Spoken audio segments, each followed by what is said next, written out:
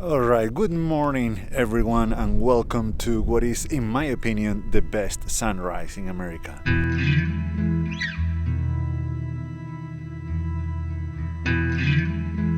We don't have the best view today because the clouds are obscuring most of the peaks right there, but it's still a beautiful place and always a pleasure to see in person. I do have a video from here. It's an older video from 3 years ago. I came here with the Bronica. I'm gonna leave the link up there just in case you want to check it out. I don't have much time today here. This is just a quick stop on my way to my main destination is Death Valley, but I'm gonna be walking around for 1 hour probably, trying to make some images. But also on my way here from the hotel, I had a thought that I wanted to share with you. Yes, this is what I think about early in the morning, I guess. It's a very deep philosophical question. Can photography be taught? This is a hard and tricky question. I don't have a definite answer.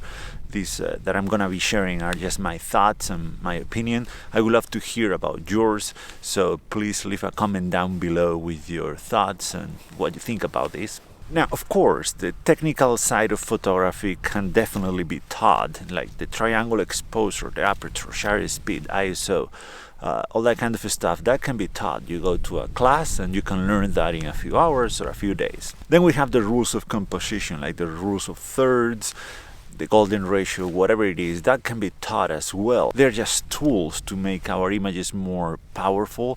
They're just tools for us to tell stories with our images. But that is where the tricky part begins, with the story that we want to tell. Just imagine for a second that we are talking about writing and that we are writers. Just because we have good grammar, just because we have a lot of vocabulary, just because we have the best pen in town, we've mastered all those things, the technical side of writing. Does that mean that we are going to be writing awesome novels from now on? Because in the end, we still need a story, we still need a character. What do they think? How do they feel? What do they want? Finding a compelling story to tell is the hard part. All the other tools can make a boring story a little bit entertaining. They can make an entertaining story a great story, and they can make a great story an unforgettable one. But we need to start with the story. I think this applies to photography as well. We might be proficient with the settings, we might be very proficient with the rules of composition, we might be very proficient when it comes to knowing what kind of film stock to use in every situation. But we might not know what to do with all that knowledge. We might not know what to photograph. We might not know what to tell, what story to tell with our images. And that part I don't think can be taught. I mean, to some extent, we can draw inspiration from other photographers' work. We can borrow someone else's style and apply it to our work.